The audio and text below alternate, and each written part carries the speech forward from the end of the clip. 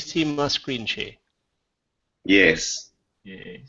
Fantastic. If you want to hide the pictures of people's faces, the little icons in that, you can do so by clicking on one of the icons at the top, the one where you have options to mute your mic, turn on your camera, etc.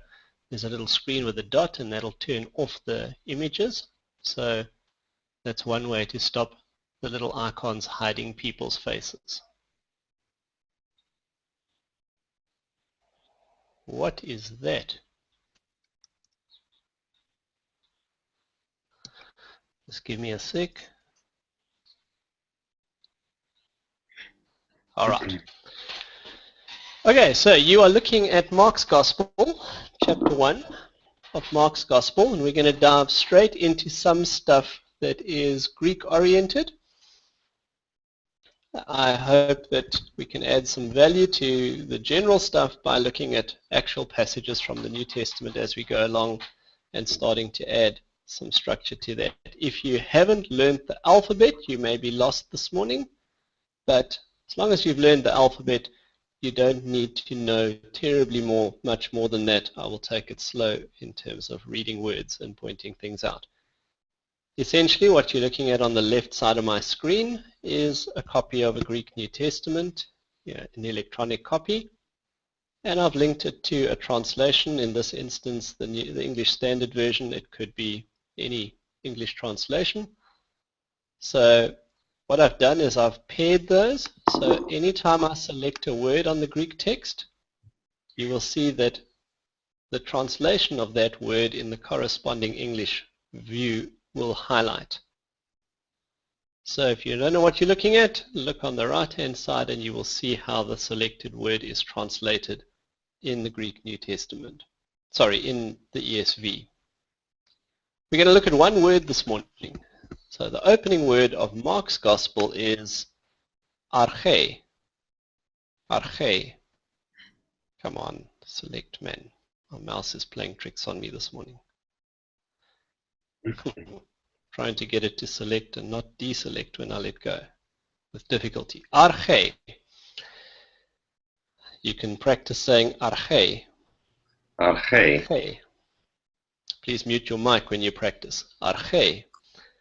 Arche means beginning, and from the root idea of beginning comes the idea of ruling. So somebody who is first is often first in prominence, preeminence, or is the ruler. Arche. Notice when I say it, the stress falls on the syllable or the letter that has the little accent mark. So it's not arche, it's arche. Arche. We could put the emphasis on the wrong syllable. So that's not terribly important because you're not planning to speak to anyone in Biblical Greek, but it's useful to practice accenting the right syllable when you say a Greek word. Arche. So arche means beginning, and is interesting because 3 books of the Bible ostensibly begin with this word. Anybody think of the other 2? One is a New Testament book and one is an Old Testament book, which in the Greek translation essentially also begins with the word arche. The New Testament book John. Pardon? The New Testament book John. The New Testament is John. It is indeed. So if I jump to John, won't you remute your mic? Thanks for that. If I jump to John,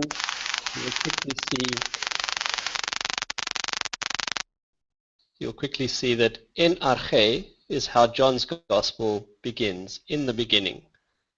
And that should tell you which Old Testament book starts with the same phrase in translation.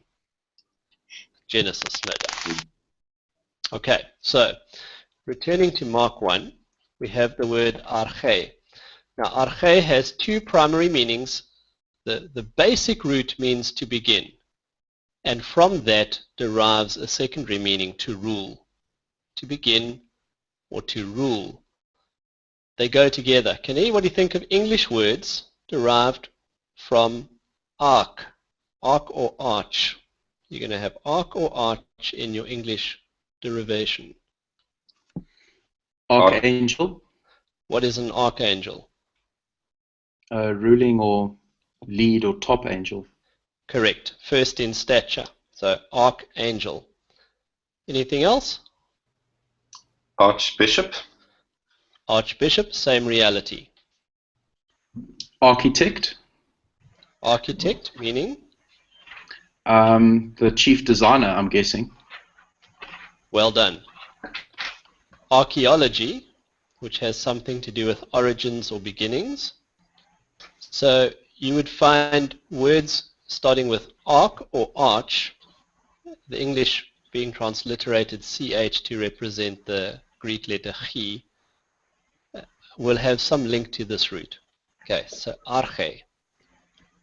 What I want to do quickly, and I've pre-done it, is look at a few features of a quick Bible word study anchoring to arche, and then we're going to look at quite a few occurrences of this word in the New Testament.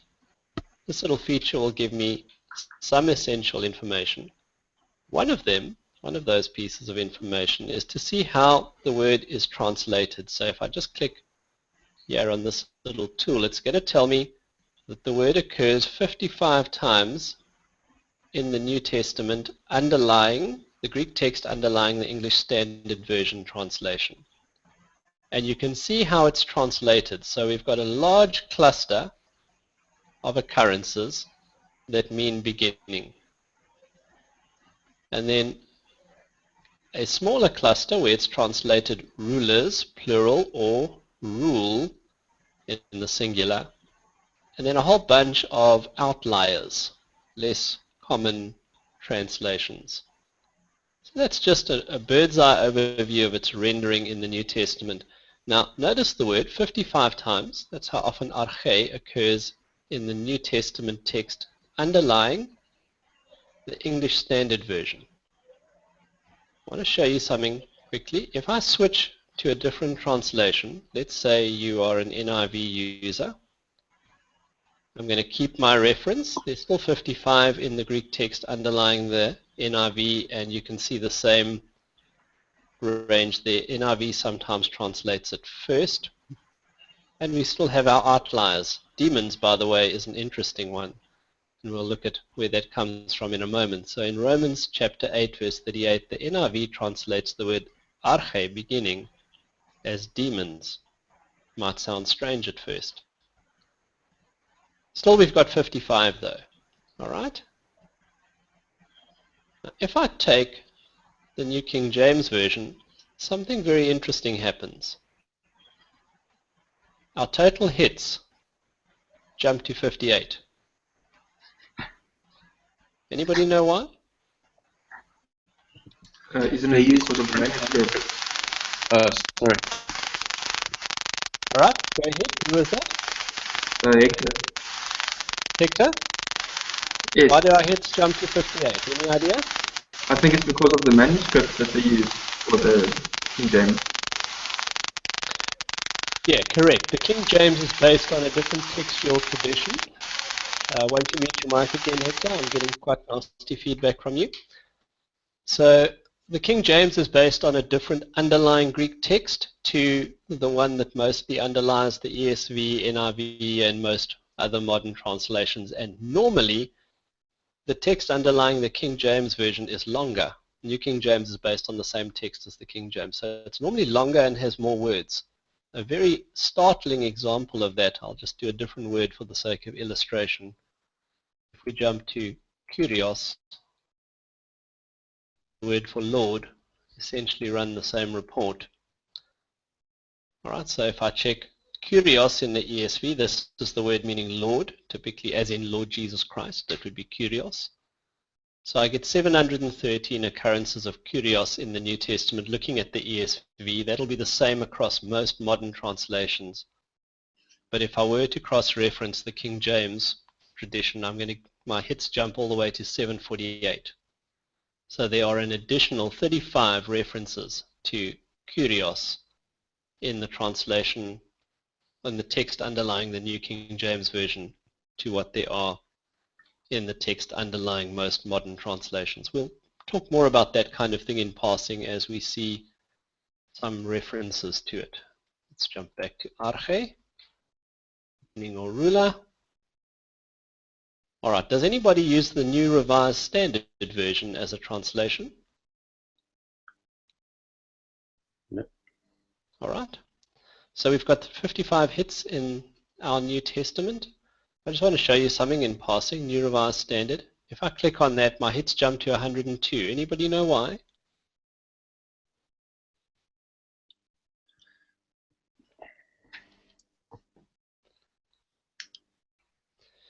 The New Revised Standard Version includes in its translation a whole bunch of apocryphal books that were written in Greek originally.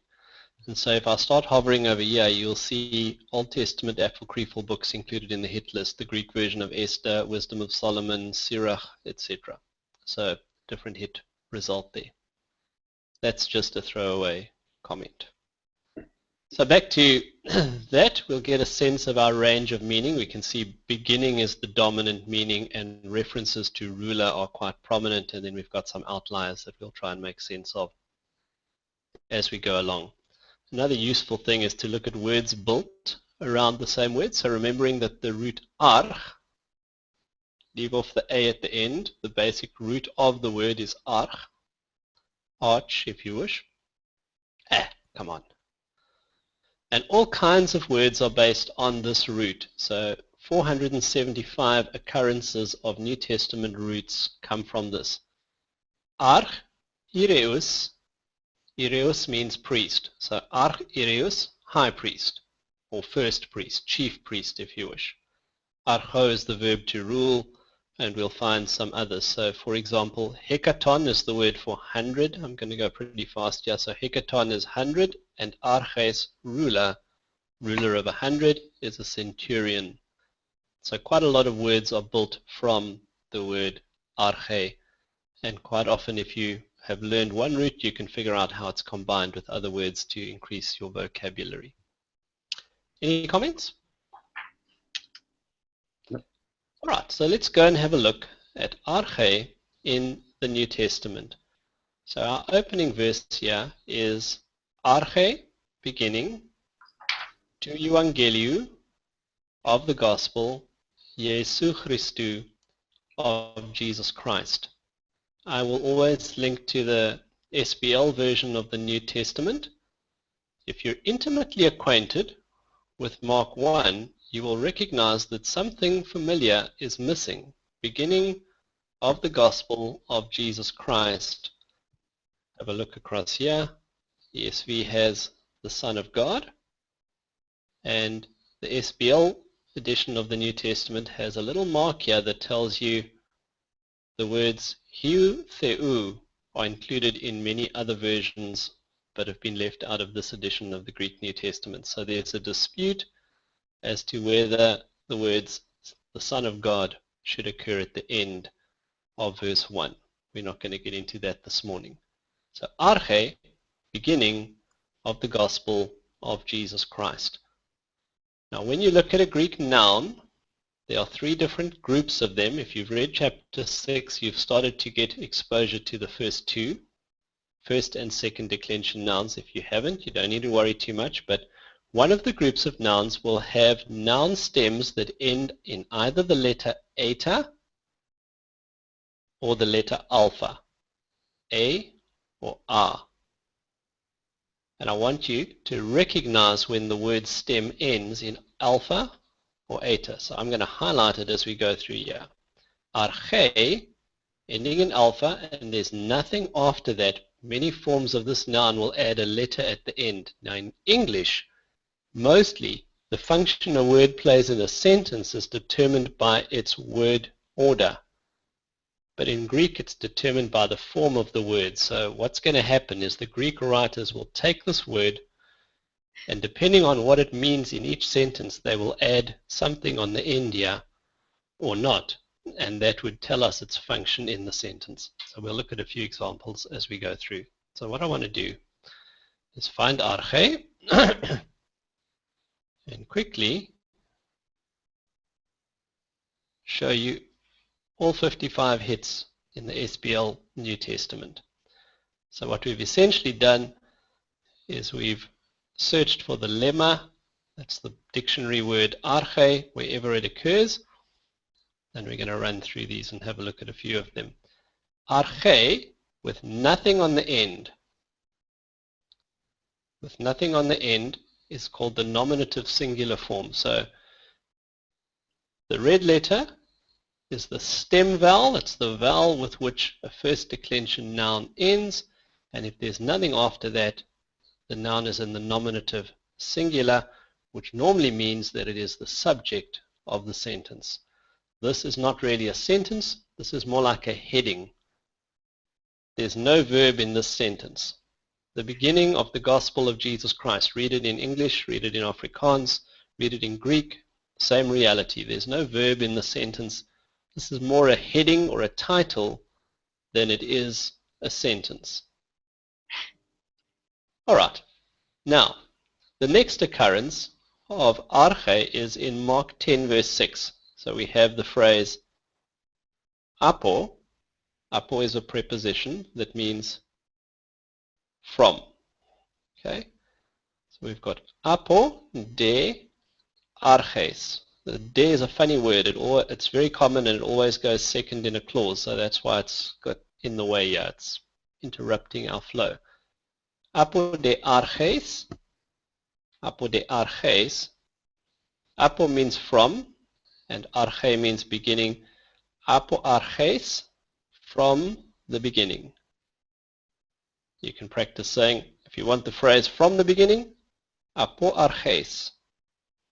Apo arches. Or, more correctly, as we'll see in a moment, aparches. But apo and arches together, meaning from the beginning. Do you notice a difference between arche and arches?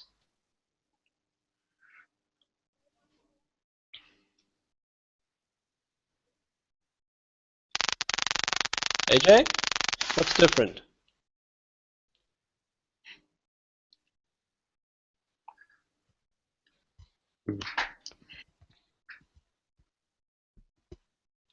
Anybody? What's different? The S, there's the S added on. The sigma. Olikala. There's a sigma on the end here, right? That's the accusative plural, isn't it? It's the accusative singular case ending.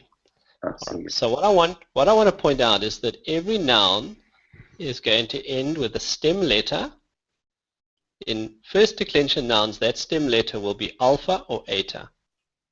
And then it's going to have a case ending. In some instances, there's no case ending. So the case ending is nothing. Like arche has no case ending.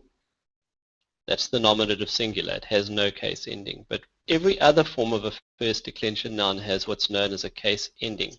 That case ending tells you the function or the nature of the word and what role it's going to play. And I'm very keen for you to get into the habit of recognizing the stem letter and the case ending and to memorize them as I have them highlighted. The case ending for the genitive singular first declension is sigma.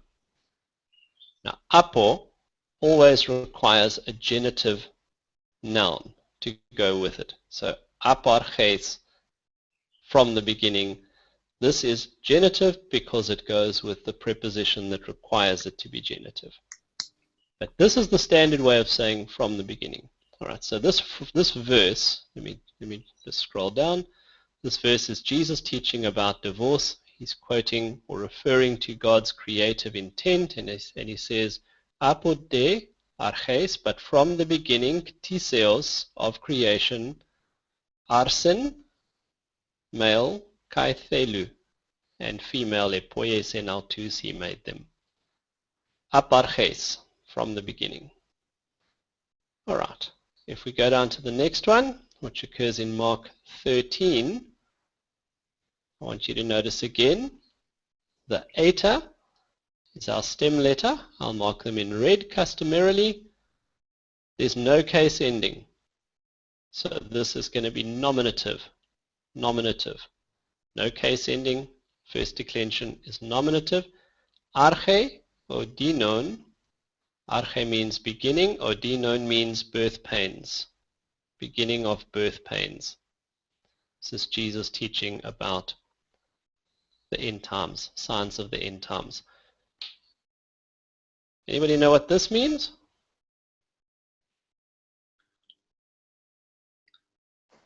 Is it that little mark on the top where you said that some of the things is not in the other versions?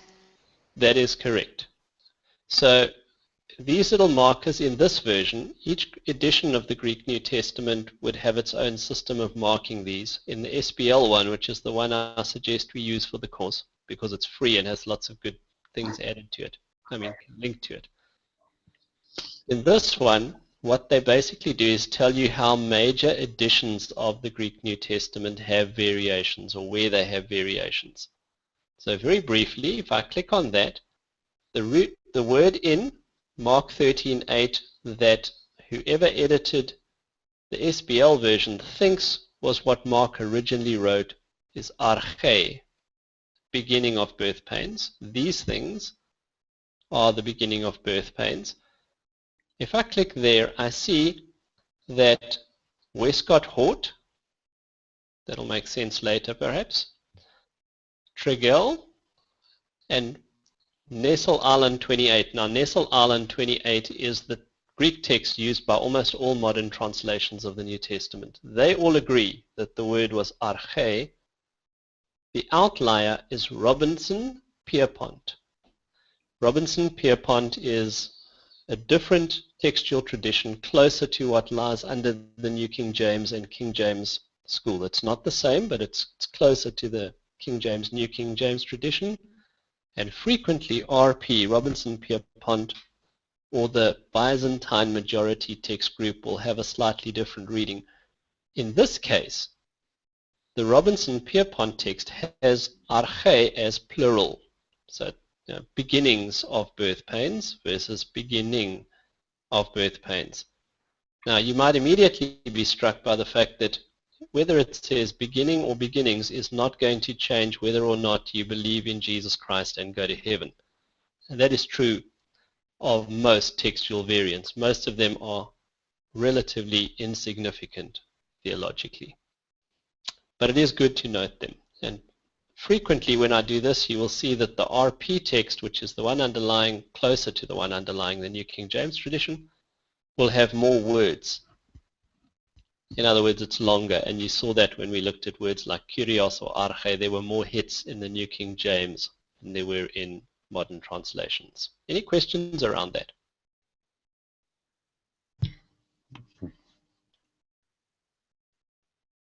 I'll take silence as no. So we've seen two forms of arche. Arche with no case ending is the nominative. It'll usually function as the subject of a sentence. And arches with a sigma on the end, here it is again. So the eta is our stem ending, and the sigma on the end here is our case ending. And the case ending is telling me it's genitive. That sigma is genitive singular for first declension. Now there's our phrase. Sorry, Kevin, I've got a question quickly. Yes, shoot.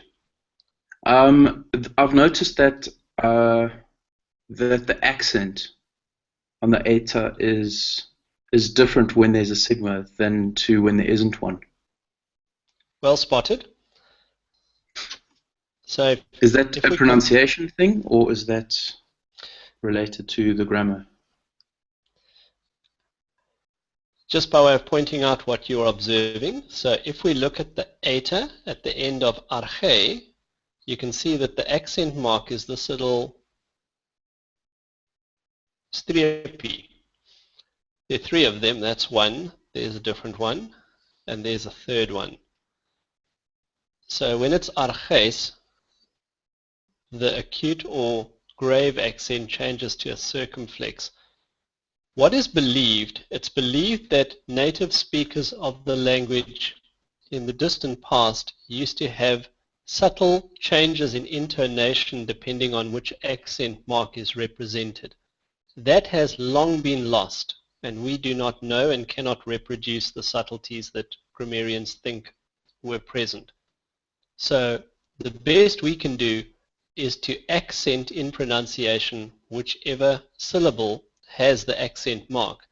Arche, arches, we can't reproduce subtle tonal differences between the accent marks. So all we're going to do is try to accent that when reading it. So I'm not going to say arche, I'm going to say arche. I'm not going to say arches, I'm going to say arches. There are rules that govern these changes. For the overwhelming majority of the time, they are irrelevant to understanding the language and understanding what you're looking at. But they can consume vast amounts of memory and effort, and I know people that have given up studying Greek because they simply could not master these accent marks. I also know Greek grammars, first-year Greek grammars, that don't even bother to mention accents because of the unnecessary burden they place. I'm going to suggest that you pay almost no attention to them, and the only attention you pay is if you read a Greek word, try to stress the syllable that has an accent mark, regardless of which one it is. Cool, thank you. Is that sufficient for now? Perfect. So there is a reason why it's changed. It has no bearing on meaning. It's just intonation in an ancient pronunciation of the word. All right, so here we got aparches, aparches. You'll remember that a little bit earlier we had apo de arches. Apo is actually the same word as up, up. And what's happened is the O at the end, the omicron at the end, falls out when the next word starts with a vowel. So normally this expression occurs as aparches. Aparches means from the beginning, from the beginning. And again, we can see stem vowel eta, genitive singular ending, and here it is from the beginning of creation, and it's referring to God created. All right, so from the beginning. That's a stock phrase. We're going to see it a good number of times. If I jump down to Luke 1 verse 2, Luke, by the way, has some of the most difficult Greek to read in the New Testament. But yeah, we have it again, aparches, from the beginning. Stem vowel eta, case ending sigma. Case ending sigma tells me it is genitive singular. Hoi, aparches, hoi means the, from the beginning, and auto, optai. I don't know if anybody can see an English word that comes from opt. Optometrist. Optometrist. We derive the English word optometrist, optometry, etc. from the word opt in Greek, meaning to see, and auto means oneself, autobiography. To write about auto is to write about myself. So auto, tai, just a throwaway. Auto plus opt means to see for yourself, hence to be, look on the right, an eyewitness. So the, from the beginning, eyewitnesses, the ones who were eyewitnesses, aparches, from the beginning. That's who Luke writes about. Okay, now we come to Luke 12:11. If I highlight that, you're going to see for the first time the word is translated rulers, not beginning. Remember, its root meaning is beginning, but somebody who is first is often first in power or authority or preeminence, and hence could be a ruler.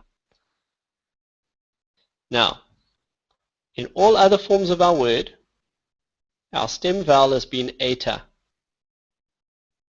For the first time, our stem vowel has changed to alpha.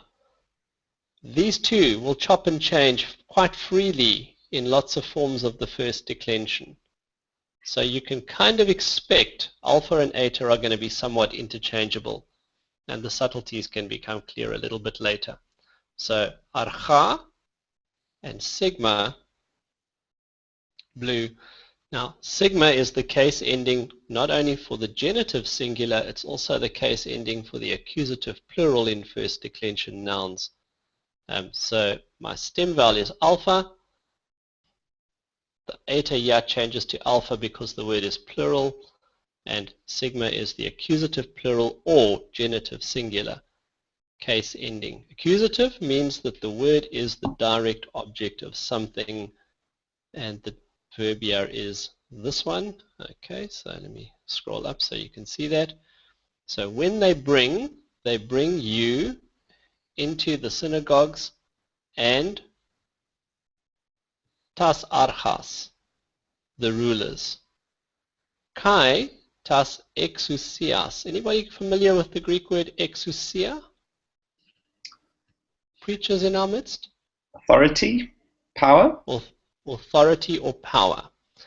Now you often are going to find arche and exousia together in a phrase. Archas kai exousias. As we can see here, when they go together, they mean usually ruler and authority, rulers and authorities. In this case, the reference is to the rulers and authorities in the synagogues. So tas archas kai tas exousias, which by the way is going to have the same thing. So if I was learning this, I would recognize that alpha is a first declension stem vowel, and genitive singular or accusative plural case ending sigma would tell me the case of the word. All right, now one of the things Mounce will tell you right up front is learn the article and learn it well, because anytime there's an article, tas, archas, if you've memorized the article, you will have no trouble knowing the case, gender, and number of the noun that goes with it, and probably half of all nouns in the New Testament occur with an article. So if you've learned the article and you've learned it well, 50% of all the nouns you encounter in the New Testament will pose no problems for recognizing what you're looking at. Is it genitive? Is it accusative? Is it dative? Learn the article and learn it well. So yeah, if I wasn't sure whether this sigma was telling me it's genitive singular or accusative plural, the way I would know, even without having to go and consult a grammar, is simply by looking at the article that goes with it. Tas is accusative plural. Okay, so they bring you before rulers and authorities. In the interests of time, I'm going to jump down a little bit. Here we have another one. En arche. Now en is a preposition, meaning in. We actually get the English word in from en. En arche. In the beginning. The famous introduction to John's Gospel. There is our stem vowel. So the word stem ends in eta. You can see the eta. You see that little streepie under the eta? Somebody tell me what that is.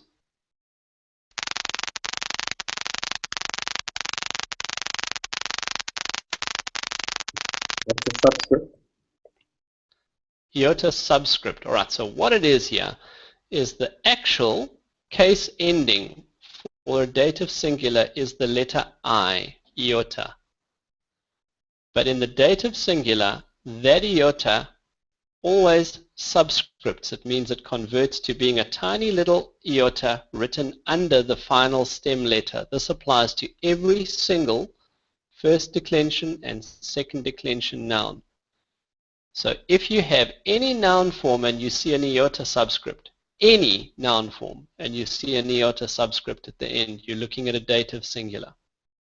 It is a fantastic diagnostic. Unfortunately, I can't highlight the little subscript in blue. I can only use one color on the letter because this sees the two things as one entity. But that little iota subscript is the case ending for the dative singular. It's not pronounced. So when I say this, it's enarche. But don't miss the subscript. Whereas the accent mark doesn't change meaning at all, that little subscript radically changes the meaning. It makes this noun a dative, not a nominative. And it is a 100% reliable diagnostic that you're looking at a dative singular. Enarche, in the beginning. So how do you say from the beginning? Aparches. Apartheid, from the beginning. Apartheid. In the beginning, enarche.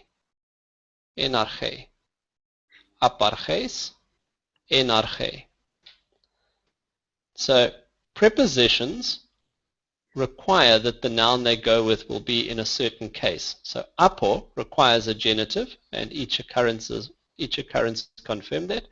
The preposition en always requires a dative. By the way, the preposition en occurs about 2,700 times in the New Testament, and after the article, the, and the word kai, which means and, it is the third most common word in the New Testament. Okay, here we have it again, enarche, in the beginning. What I want to do is jump down. We're not going to have time to do all of them, but I want to jump down. Remember when we looked at the NIV translation from here? If I just go back to here.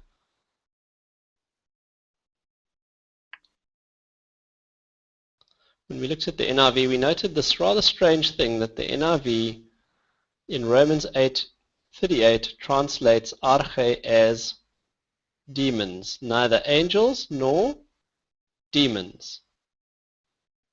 So let's quickly have a look at that one. We've got pepesmai, I am persuaded or certain that neither death nor life, ute neither angeloi, angels, ute archai.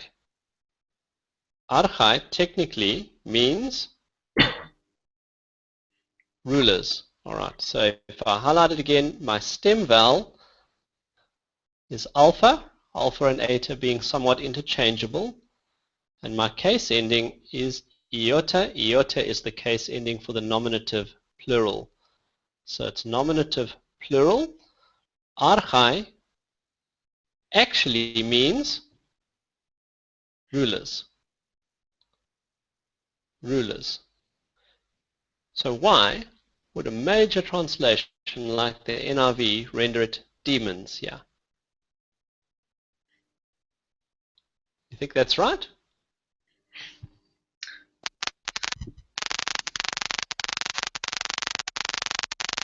Let you ponder that for a sec. Before we answer it, one of the things that I would encourage you to do, please mute your mic, I'm getting terrible feedback, I'm not sure who it's from. So one of the things I would encourage you to do when you study Greek is be very, very cautious about pontificating about what the Greek means, and be very cautious about criticizing major English translations.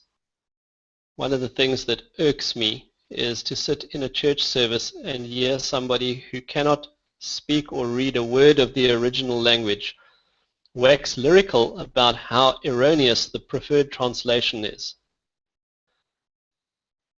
It's a little bit like somebody who can't read a word of Xhosa pontificating about whether or not the Xhosa translation of a particular book or passage is correct. Now, how can you comment if you can't actually read the language? And Strong's lexicon is not a sufficient source to be able to comment.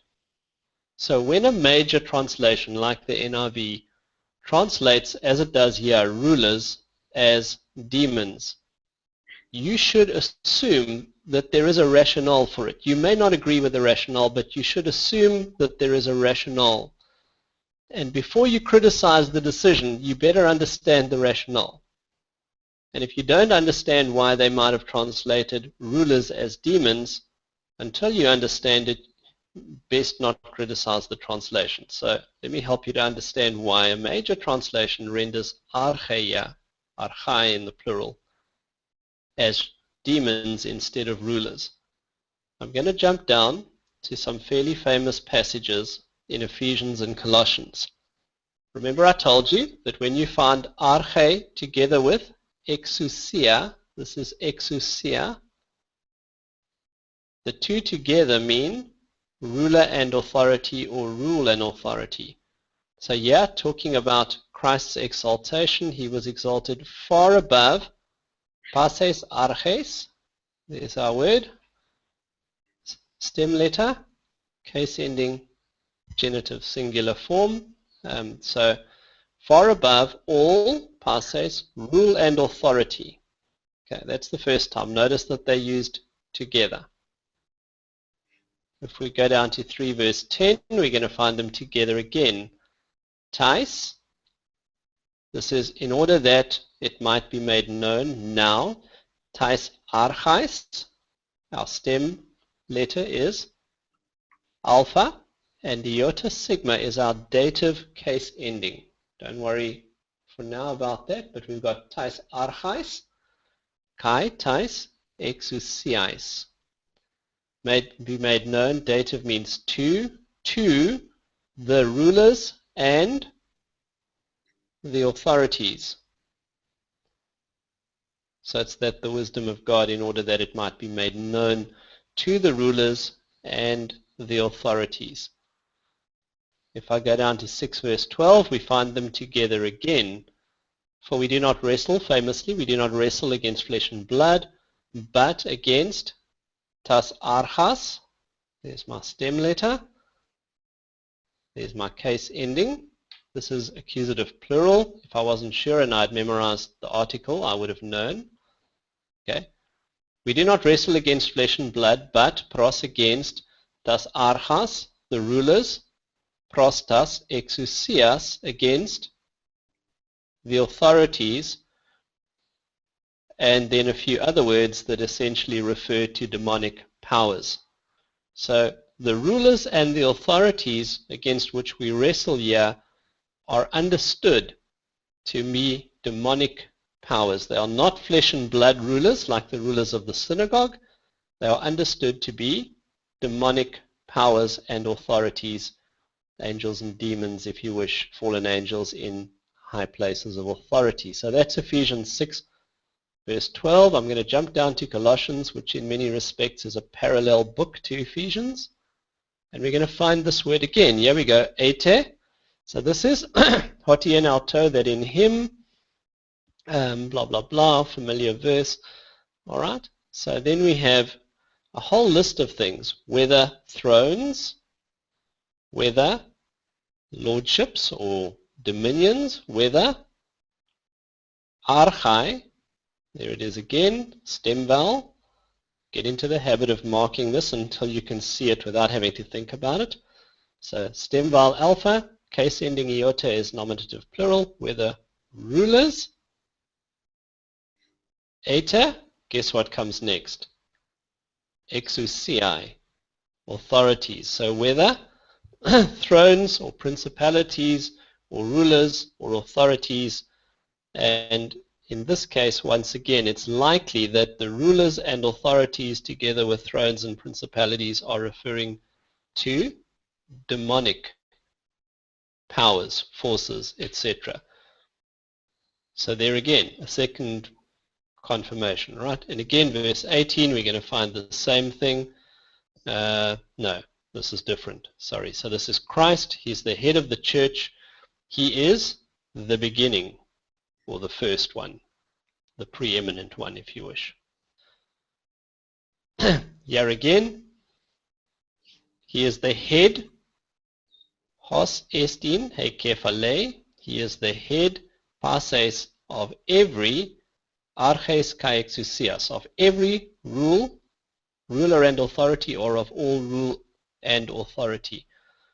Next one, 2 verse 15. The last one.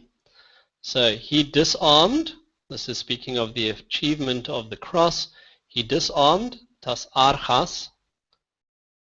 There we have case ending. Sigma can be genitive singular or accusative plural. He disarmed, tas archas kai tas exousias. He disarmed the rulers and the authorities. So which rulers and authorities did he disarm? Well, not Caesar, not Pilate, not the Herodian dynasty.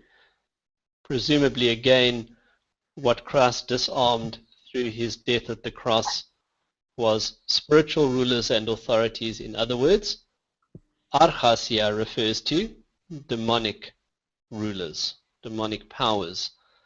So why does Romans 8 verse 28 or 8 verse 38 in the NIV translate arche as demons, archai.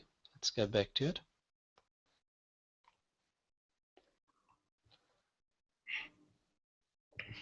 Why does it translate it as demons?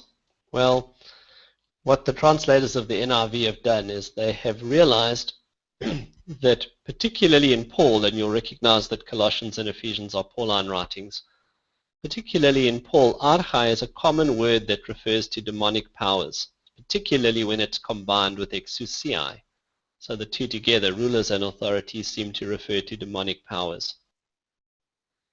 And they've realized that we've got pairs of things, life or death.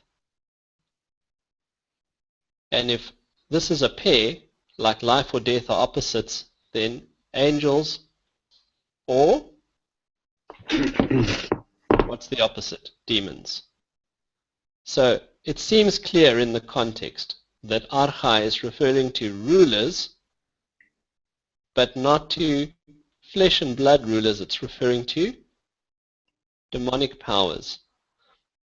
Why would Paul have used archai instead of a standard word for demons?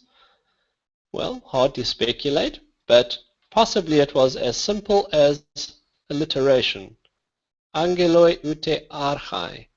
Angeloi and archai both start with alpha. That might have been a simple case of alliteration. And if there are any preachers in our midst who have an obsession with alliteration, you will know that it can be a very tempting thing to choose your preferred word for something as simple as alliteration. So the rendering demons in the NIV is fairly interpretive. The translators of the NIV have decided that what Paul was referring to was not earthly rulers. And by the way, you could interpret this as earthly rulers, but they have decided that he didn't mean earthly rulers, he was referring to demons, and they've made that meaning explicit in their rendering of archai in this case. So, Mark 1 verse 1, archai to Evangeliu to Jesu Christu, the beginning of the gospel of Jesus Christ, introduces us to this little word, archai. I'm going to do one last thing, and then we will end for today, and I'll create a little bit of space just to want to show you a morphological chart. Oh, that's not going to work. All right, hold on. So here is the word arche. As it's used, again, you can see 55 occurrences in the New Testament. 45 are singular, 10 are plural, and you'll see the range of forms. Arche, arches, arche, and archein. Notice that the eta is present in all the singular forms, but in all the plurals it has gone to alpha. And so those are the forms, the genitive plural of arche is never used. Final questions and comments? Anything about arche or any of the verses we've looked at this morning?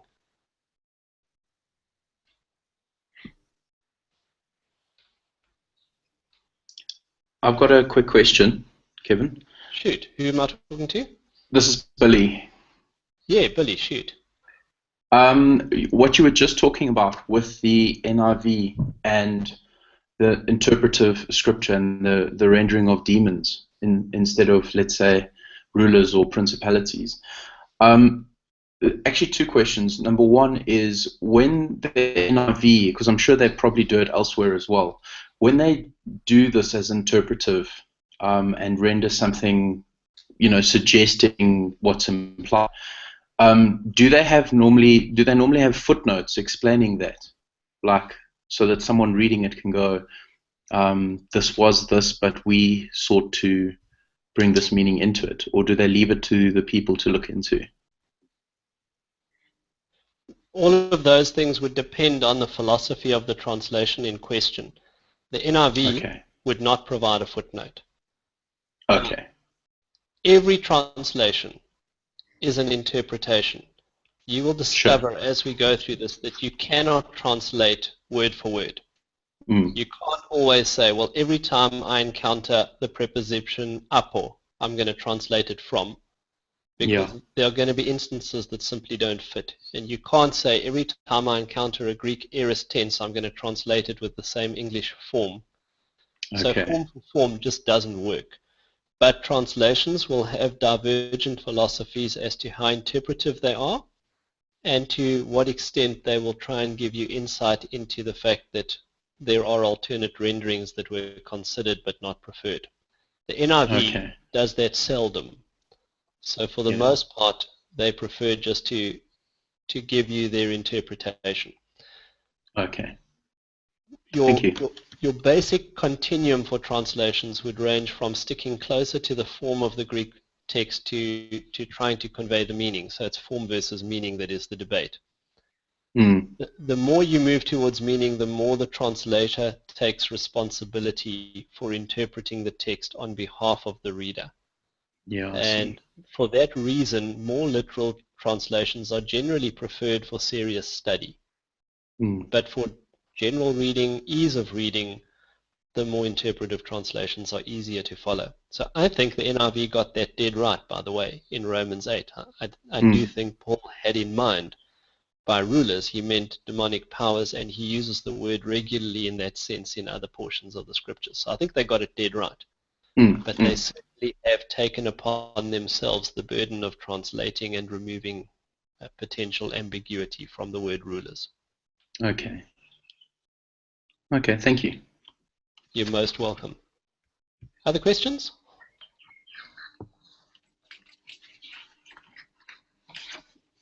Fantastic. Well, there is no need to labor. We are a few minutes early. I'm not going to go around the room and ask where you are. I think that's going to take a little bit more time.